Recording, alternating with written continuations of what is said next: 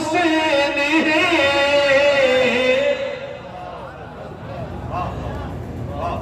मेरे रसूल पाक का प्यारा हुसैन है, मेरे रसूल पाक का प्यारा हुसैन है। और जिसने कुचल के रख दिया तख्ते यजीद को, जिसने कुचल के रख दिया तख्ते यजीद को, शेरे खुदा के घर का वो बेटा हुसैन है। जोर से बोलो, शेरे खुदा के घर का वो बोलो बेटा हुसैन। और ये शेर और सुन लीजिए, बहुत अच्छा सुन रहे हैं आप लोग, माइक भी बहुत अच्छा बजा रहे हो, बहुत अच्छा बज रहे हैं। लीडों में कमी नहीं, हम लोगों की आवाजों में कमी। आप जरा जोर से बोले सुभान अल्लाह। मेरे साथ पढ़े जरा, इस कलाम का रदीफ है हुसैन है, जरा पढ़े। मेरे रसूल पाक का प्यारा हुसैन है, प्यारा हुसैन है। और इस दौर के यजीद से सुन्नी को डर नहीं, इस दौर के यजीद से सुन्नी को डर नहीं, क्योंकि हमारे सीनों में जिंदा हुसैन।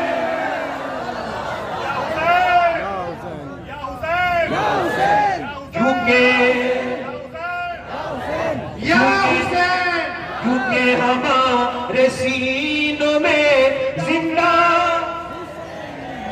और यजीद को जो मानते हैं ना, उन्होंने भी कभी अपने बेटे का नाम यजीद नहीं रखा है ना। ये शेर समाप्त करें, उसके भी उस यजीद को अपना न कह सके।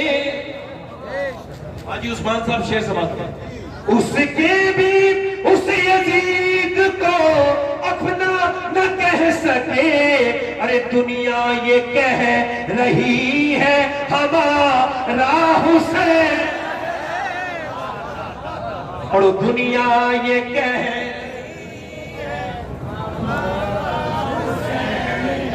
इनकी आवाज बुलंद है, जोर से बोले। दुनिया ये कह रही है हमारा हुसैन है, दुनिया ये कह रही है हमारा। शेर अगला आखिरी शेर, अल्लाह करे तो आप समझ जाए। पिटना ही है वो सीना जिसमें नहीं हुसैन,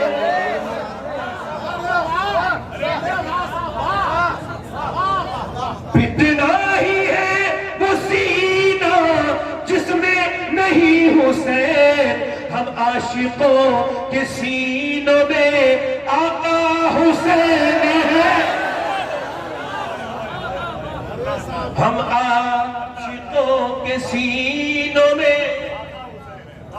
और ये मक्का समाप्त करें, खौफे यजीदियत हो शबाहत को किस लिए, खौफे यजीदियत हो शबाहत को किस लिए। दादा है उसके गौस तो नाना हुसैन।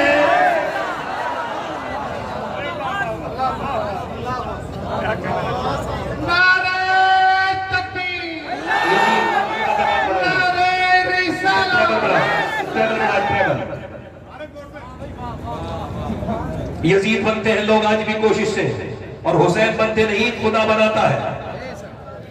कोई अगर ये कहे कि एकदम हुसैन बन गया तो जल्दबाजी होगी। हुसैन एकदम वजूद में नहीं आता। इंग्लिश में मैं तकरीर शुरू कर रहा हूं अपनी, इंग्लिश में एक फिलॉसफी है, उसको कहते हैं कंपाउंडिंग इफेक्ट, यानी चीजों के हल्के हल्के होने के बाद उसका रिजल्ट आ जाना। जैसे आप क्या समझते हैं, कोई एकदम इंजीनियर बनेगा? नहीं, उसकी पूरी जिंदगी उसके पीछे लगी भी होती है। कोई अगर ये समझे कि एकदम कोई मास्टर बन सकता है? नहीं बन सकता। एकदम इंजीनियर बन सकता है? नहीं बन सकता। कोई एकदम एमएलए बन जाएगा? ऐसा नहीं है, नहीं हो सकता। कोई एकदम एमपी बन जाए? ऐसा नहीं हो सकता। उसकी पूरी जिंदगी उसके पीछे लगी हुई है। आप इस बात को गौर करें। मतलब ये, इसको और मैं हल्का समझा दूं आपको, एक दो गुटके खाने से अगर कैंसर होता तो कौन खाता?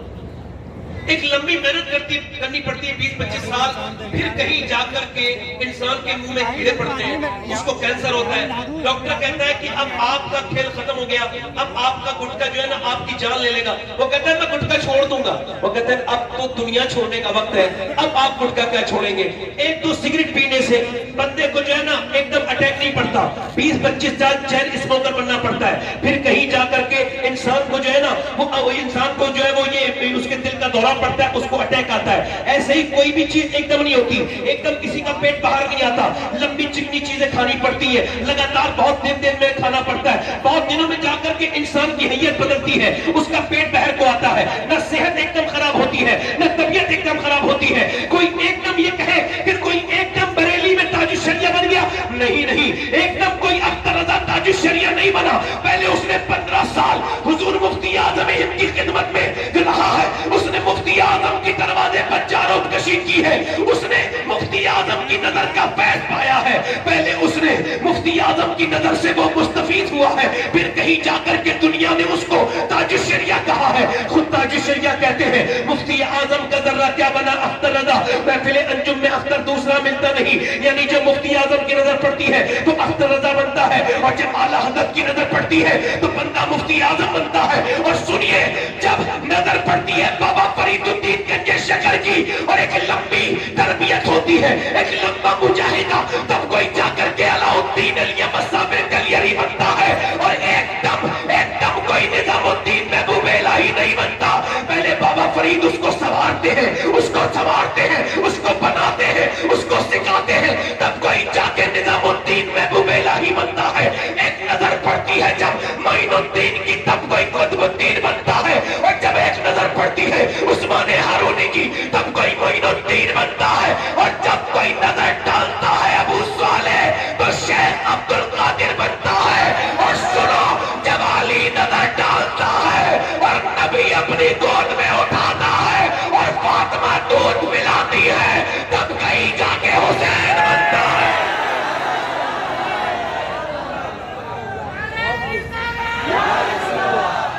को कम करेगी, आवाज बढ़ाई, आवाज दिल लगा के बोलो सुभान अल्लाह। अब ये नाचने गाने वालों के घर पे बच्चे अच्छे पैदा नहीं होंगे। ये जो नाचते गाते, ये जो औरतें, ये जो ड्रामे देख रही है, जिनके घरों में सिर्फ ये फिल्में हैं, ड्रामे हैं, गाने हैं, बाजे, सीरियल देखने वाली औरतों के यहाँ पे अच्छे बच्चे पैदा नहीं होंगे। जैसा बाप वैसा बच्चा। हुजूर फरमाते हर बेटा अपने बाप का आईना है, जैसा बाप है वैसे ही बच्चा है।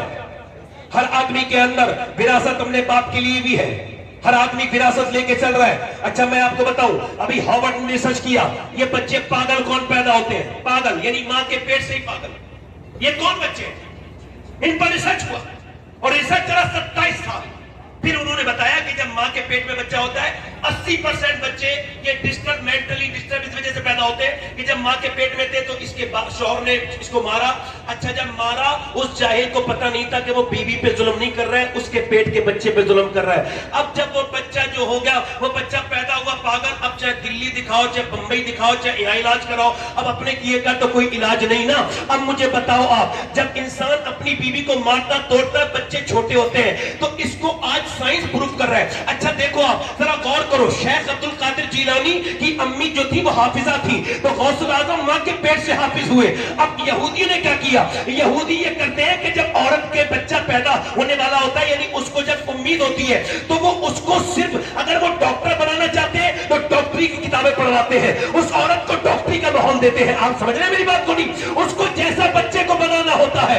यानी जब औरत प्रेग्नेंट वूमेन में डॉक्टर के पास जाती है तो वो उससे कहता है कि अगर तुम ये चाहती हो उसके अंदर ज्यादा आयरन बच्चे के हो, तो आप ऐसा करना कि ज्यादा बादाम खाना और ज्यादा सेब खाना। ज्यादा सेब और बादाम खाओगी तो इसके अंदर आयरन बढ़ेगा, बच्चा ताकतवर होगा। अगर विटामिन डी बढ़ाना चाहती हो तो ज्यादातर आप अमरूद खाना, अमरूद खाओगी विटामिन डी बढ़ेगा। अगर तुम ये चाहती हो कि विटामिन सी बढ़े तो संतरा खाना और नींबू खाना, तो तुम्हारे बच्चे मुझे बताओ कि जब अल्लाह का बनाया हुआ सेब, संतरा, अनार, अमरूद अगर माँ खाए तो बच्चे पे असर हो जाए, तो क्या अल्लाह का कुरान माँ पढ़ेगी तो बच्चे पे असर नहीं होगा? अब कॉन्वेंट में आपके बच्चे पढ़ रहे हैं, उनको कॉन्वेंट में अब तो और कुछ किया जा रहा है। हमारी कौम के पास स्कूल कम है, बल्कि है ही नहीं। कुछ मुखैया हजरात हैं, जैसे यहाँ पे एक स्कूल अल्हम्दुलिल्लाह है, मगर अक्सर स्कूलों में क्या हो रहा है, उनको माज़अल्लाह उनको हाथ जोड़ना सिखाया जा रहा है। वहां पर माज़अल्लाह बुतों के सामने बच्चियों को नाचना सिखाया जा रहा है। एक हमारे दोस्त कहते हैं मेरे बच्चे को निकाल दिया स्कूल से। मैंने पूछा क्यों निकाला? तो आपके बच्चे से हमने कहा इस बुत के सामने जरा अपने हाथ जोड़ो, तो उसने बुत के ऊपर थूक दिया, तो हमने उसको निकाल दिया। वो कहते मेरी आंखों में आंसू आ गए। मैंने कहा या अल्लाह तेरा शुक्र है जो सबसे बड़ी तालीम है मेरा बच्चा वो तालीम हासिल कर चुका। दुनिया की सबसे बड़ी तालीम है अल्लाह के सिवा कोई इबादत के लायक नहीं है। बोलो जरा, बोलो भाई, बोलो जरा जोर से बोलो, पीछे वाले बोलो जरा सुभान अल्लाह, दिल लगा के बोलो, मुस्कुरा के बोलो। अब आप आज से ये थोड़ा ईगो कम करेंगे भाई। मेरा आवाज अच्छी नहीं है, आपका माइक बहुत अच्छा है, आवाज बढ़ाओ बस हल्का सा, हाँ जोर से बोलो सुभान अल्लाह। अब आप में कोई बाप है, कोई माँ है, यहाँ बैठी होगी, सुन रही होगी मेरी बहनें, कोई माँ भी होगी, कुछ है, कोई माँ है, कोई बनेगी। इसका मतलब ये कि हजरत सैयदा राबिया बसरी के पास जब कोई आता था ना, आसिफ भाई समझ, जब आता था ना औरत, वो हमला होती थी तो वो उससे कहती थी तुझे खुदा का वास्ता देती हूँ आज के बाद झूठ मत बोलना, तुझको खुदा का वास्ता देती हूँ आज के बाद झूठ मत बोलना, गीबत मत करना। कहा क्यों? कि अगर तूने झूठ बोला तो तेरे झूठ का बच्चे पे असर हो जाएगा, पेट के बच्चे पे असर हो जाएगा, और हुजूर के एक उम्मती को गीबत करना तू सिखा देगी। यानी औरतें क्या समझती है, उनको यही छोड़ दिया जाएगा। एक बुजुर्ग कहते हैं मैं बैठा था और मेरी माँ ने मुझसे कहा नमाज पढ़ने जाओ। मैं 10 साल का हो चुका था, मुझको खबर नहीं थी आज मेरा बर्थडे है। आज ये बर्थडे नहीं मनाए जाते बर्थडे, तो कहते वो बर्थडे मेरा, मुझे नहीं पता मेरा आज बर्थडे है। तो फिर कहते हैं मेरी माँ ने मुझसे नमाज पढ़ने जा, फिर मैंने गया, फिर मेरी माँ नमाज पढ़ने, फिर मैंने गया, फिर मेरी माँ, मैं इग्नोर कर रहा था, अम्मी रोटी बना रही थी, उनको गुस्सा आ गया, उठी रोटियां गिराई, जोर से चिमटा मेरे सर पे मारा। कहते मारा चिमटा, मेरे सर से खून निकलने लगा। मैं कांप के बोला अम्मा अब न मानना, मेरी माँ, मैं जा रहा हूँ नमाज को। मैं नमाज को गया, जब मेरी माँ मरने वाली थी मैं रोने लगा। मैंने कहा अम्मा तुझसे बड़ी मोहब्बत है, मगर दिल में एक बहुत बड़ा दर्द भी है तेरी तरफ से। दुनिया की माएं मोहब्बत करती है, तूने मुझे बचपन में सर फाड़ा था, क्यों, आखिर क्यों मेरी अम्मी? तो मेरी माँ रो के बोली मेरे बेटे, मेरी उस नफरत में भी प्यार जो है छुपा हुआ था। क्या मतलब? मेरे लाल मुझ पे रोटी बनाना फर्ज नहीं था, तुझे जहन्नम से बचाना और नमाजी बनाना फर्ज था। आप बर्दाश्त करोगे कि आपके बच्चे ये जो स्कूलों में कामयाब हो रहे हैं, और पढ़ाइए स्कूल में, कोई मना नहीं कर रहा हूं, मगर कम से कम नमाजी तो बनाइए। अच्छा, आप में कितने लड़के ऐसे होंगे जो वर्जिश करते होंगे, ये जो आर्टिफिशियल बॉडी बनती है जिम में जा करके, इसका कोई फायदा वायदा नहीं होता। ये इतने बाज लोग तो इतने वो खा लेते हैं इसमें प्रोटीन की चीजें कि मर तक जाते हैं, तो जल्दीबाजी में जल्दी बॉडी बनाना चाहते हैं। ये अजीब से लोग नहीं लगते आपको? अच्छे खासा अल्लाह ने बनाया है तो ये ऐसे करके टाइट होके चलते हैं अजीब किस्म से। अच्छा, जब ये छोड़ देते हैं तो फिर इनकी जिस्म भी वहीं आ जाता है। सुन्नत ये है जिस्म के मामले में, हुजूर की सुन्नत ये है कि सरकार का पेट कभी बाहर नहीं आया, हुजूर का पेट बिल्कुल सीने के बराबर था, ये सुन्नत है। अच्छा, ये जब अपनी वर्जिश छोड़ देते हैं तो फिर ये वैसे हो भी जाते हैं। मौला अली से किसी ने पूछा आपसे बड़ा पहलवान तो दुनिया में कोई नहीं, आप कैसी वर्जिश करते हैं? जरा जोर से तो बोलो सुभान अल्लाह। आप कैसी वर्जिश करते हैं? फरमाया मैं कोई वर्जिश नहीं करता। अच्छा, औरतें भी अब आजकल सुबह को जाती है टहलने के लिए, मैं इससे कोई इख्तलाफ नहीं कर रहा हूं, मगर एक सवाल कर रहा हूं। ये सब दानिश्वर लोग बैठे हैं और एक सवाल पूछ रहा हूं। एक औरत सुबह उठी है, उसने बच्चों को तैयार किया है, नाश्ता बनाया है, फिर बच्चों को रुखसत किया है और नाश्ते के बर्तन धोए हैं, फिर दोपहर में भी खाना बनाया, फिर दोपहर के बर्तन धोए, फिर कपड़े धोए, फिर शाम में उसने खाना बनाया, फिर नमाज भी पढ़ी है, और फिर वो खाना बना के फिर बर्तन उर्तन धो के फिर वो सोई है। तो आप मुझे बताइए, अब सुबह को कोई उससे कहेगा मॉर्निंग वॉक पे जाओ, जाएगी? अब जो सिर्फ खा रही है वो जाएगी नहीं जाएगी? उसको तो जाना है। अच्छा, फिर जाती है, हमें इससे कोई एतराज नहीं, जाती है जाए, मगर ये जो मेकअप करके जाती है, इन बेशर्मों से सवाल है कि सुबह सुबह ये मेकअप का क्या मतलब है? मगर ये वर्जिशें अपनी अपनी जगह, मगर मर्दों के लिए भी वर्जित बता रहा हूं और औरतों के लिए भी वर्जित बता रहा हूं। मौला अली से पूछा कितने बड़े पहलवान है आपको पता है? बद्र के मैदान में। कहां पर? बद्र के मैदान में 313 मुसलमान और उधर थे 1000।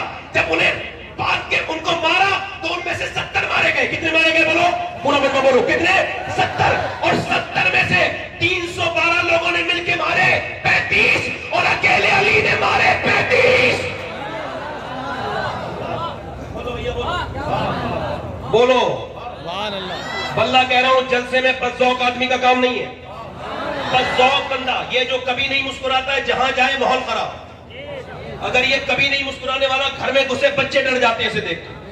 मैं सही बता रहा हूं, मुस्कुराना सीखे, मुस्कुराने से माहौल अच्छा होता है। जोर से बोले सुभान अल्लाह, दिल लगा के बोले। अब मैं इधर देखे गौर करें। अब मौला अली से पूछा क्या कौन सी वर्जिश करते हैं? और मैं कोई वर्जिश नहीं करता। रिवायतों में लिखा है कि मौला अली एक रात में 1000 रकात नमाज नवाफिल पढ़ते थे। बोलो कितने? कितने? 1000। और सैयदा फातिमा एक सजदे के बाद कहती थी, मालिक कोई ऐसी रात तो बना दे कि फातिमा दिल खोल के इबादत कर सके। तवज्जो है कि नहीं? मौला अली कहते मेरी शादी हो गई। जोर से बोलो सुभान अल्लाह, जोर से बोलो। जितने लोग अपनी मर्जी से खड़े हैं, जिन पर जोर जबरदस्ती नहीं है, सवाब की नियत से खड़े हैं, वो जरा इमाम हुसैन की वालदा के नाम पे बोले सुभान अल्लाह। और जितने लोग मजबूरी में आए हैं, उस मजबूरी को खत्म करने के लिए, ईमान की पुख्तगी के लिए बोले या रसूल अल्लाह। आप महफिल में आए हैं तो महफिल के हो जाइए, छोड़ जाइए आप कौन है। यहाँ कोई मर्तबे नहीं, हम सब बराबर। यहाँ कोई बड़ा नहीं है, कोई छोटा नहीं, बराबर है। और मैं आप सबका खादिम हूं, नौकर हूं, नौकरी कर रहा हूं। सुबह जोर से बोले सुभान अल्लाह। मौला अली की शादी हो गई। हमारे यहाँ तो शादी होने में नहीं आती, लंबे खर्चे हो रहे, सब कुछ हो रहा है, शादी होने में नहीं आती। मगर मौला अली कहते मुझसे अबू बकर सिद्दीक ने, बोलो सुभान अल्लाह, उमर फारूक ने, मैं जंगल में बकरी चरा रहा था, कहते मुझसे कहा अली आप ऐसा करें, सैयदा को रिश्ता दें, हुजूर की बेटी को। मैंने कहा मेरा तो घर भी नहीं मेरे पास, तो मैं रिश्ता कैसे दूं? तो कहा मेरा, हज़रत अबू बकर बोले मेरा दिल करता है अली तेरी शादी फातिमा के साथ होगी। कहते मौला अली मैं गया हुजूर की बारगाह में, ऐसे बैठ गया। अब आप भी जाए करें रिश्ता लेने, तो ऐसे बैठा कर, ऐसे बैठ गया। मैंने अर्ज़ की, तो हुजूर ने इरशाद फरमाया क्या हुआ अली, कैसे आए? कहा हुजूर आपको देखने का दिल करता था तो आ गया हूं। और मैं अच्छा तो अच्छा ये बात तो ठीक है, मगर जो तेरे दिल में है ना अली, वो भी बता दे, क्या बात लेके आया है? तो कहते हैं मौला अली मैं रोने लगा।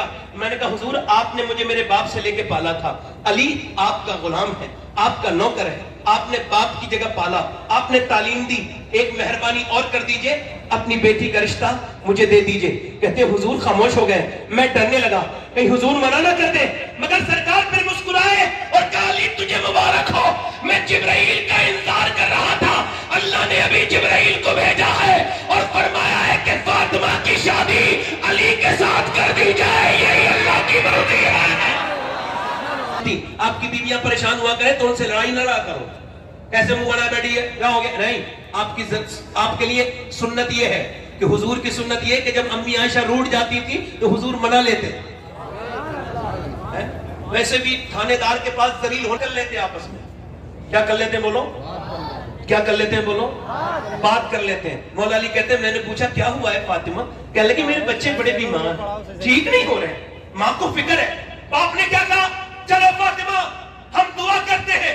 फातिमा बोली अगर आप कहें तो मैं रोजे की मन्नत मांग लूंगा। बिल्कुल, आज के बाद जितनी औरतें हैं यहाँ भागती है, वहां भागती है, कभी उसके पास कभी उसके पास, मैं उनसे कहता हूं कहीं जाने की जरूरत नहीं, बस एक ही तरीका है, और वो भी तरीका अपने घर से नहीं, सैयदा फातिमा के घर से बता रहा हूं। जब कोई परेशानी आए तो कहीं जाने की जरूरत नहीं, 3 रोजे की मन्नत मांग लो।